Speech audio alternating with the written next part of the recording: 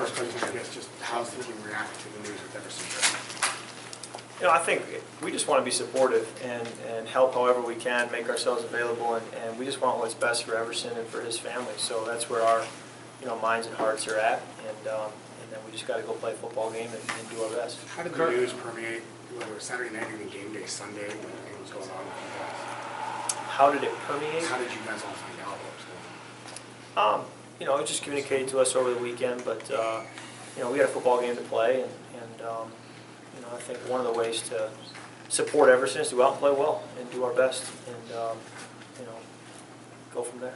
Kirk, you're one of the team captains, obviously.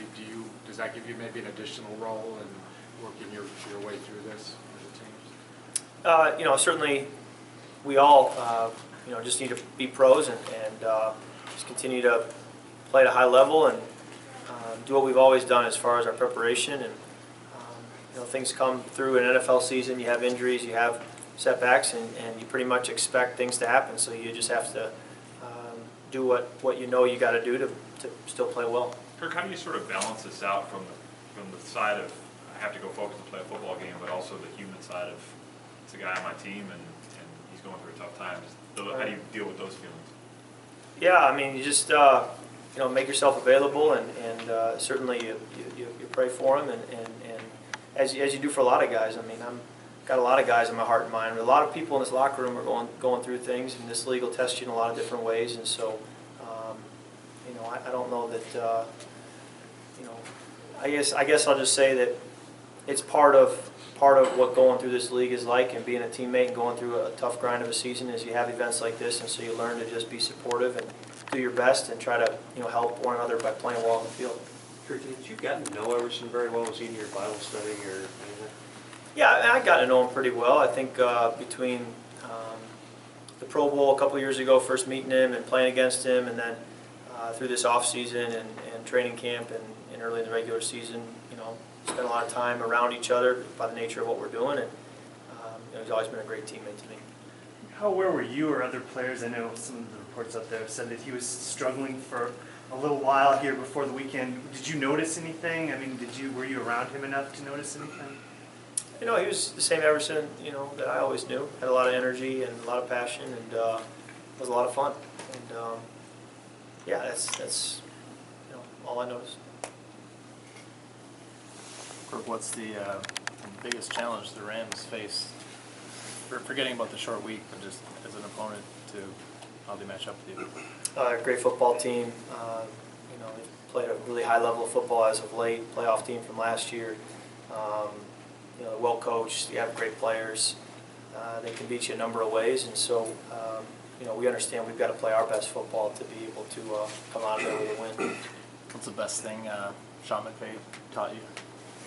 It's hard to rank things and put something out as the best. I just think that he had a big impact on my development as a player, and I'm sure that's well documented. And I'm very grateful for having crossed paths with him, and I'm always rooting for him. Certainly, though, we want to get the W this week.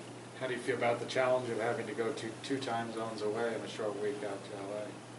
Well, I guess it doesn't really matter how I feel, because we're going to be leaving tonight regardless of how I feel. So, I think you look at the challenges that this league throws at you and you just say, hey, let's go. It doesn't do us any good to talk about it. Let's just go take it on, head on, and do our best. Kirk, when you went back through the tape each Sunday, what happened? Yeah, that was actually the first question I got post-game on Sunday. Was someone asked what happened.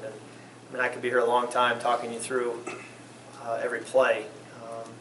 I think to try to summarize in a short answer, anytime you have turnovers, you give your opposing offense a short field to work with. You don't convert third downs. You don't possess the football very long. I think you just make it hard to come away with a win. How much do you balance watching that game and being critical of that game as opposed to just saying, we got to let that one go and move forward?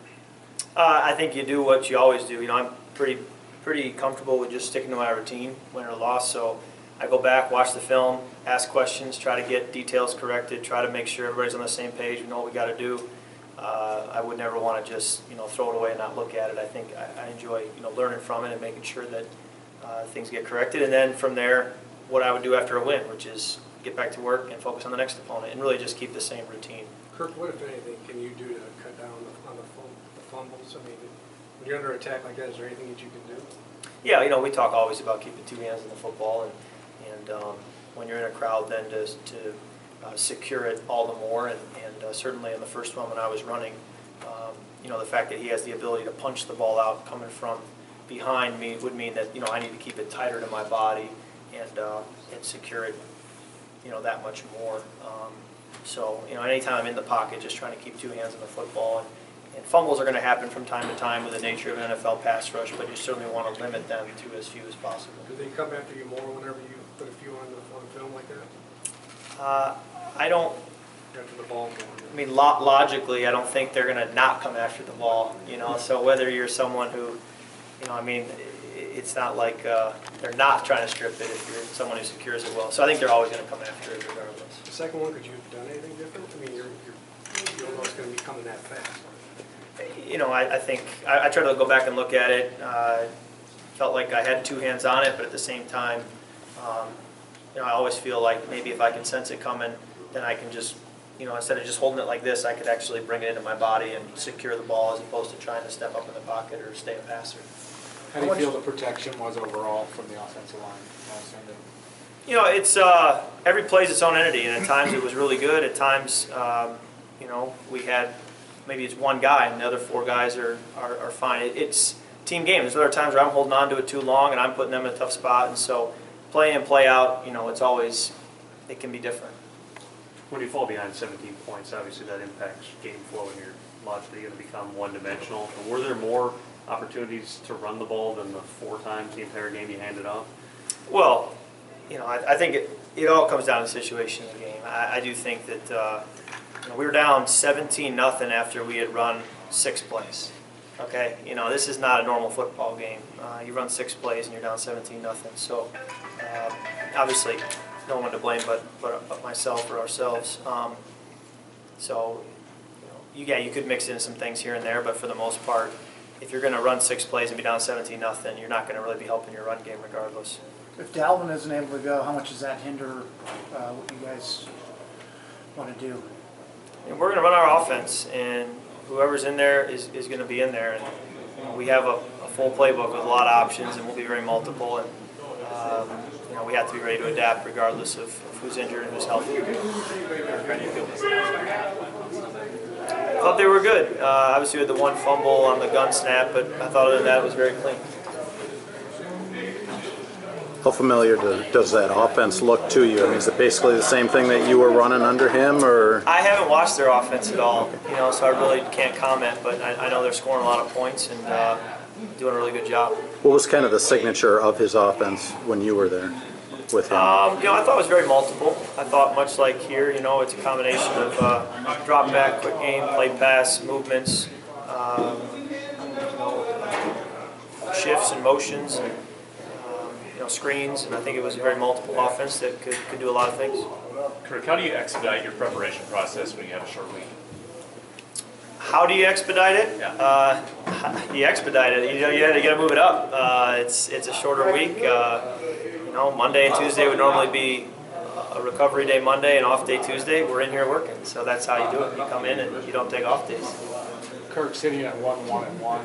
You guys probably didn't think you'd get that at this stage, but how much more does it make these games coming up, these key road games, LA and then Eagles, how much more important are they?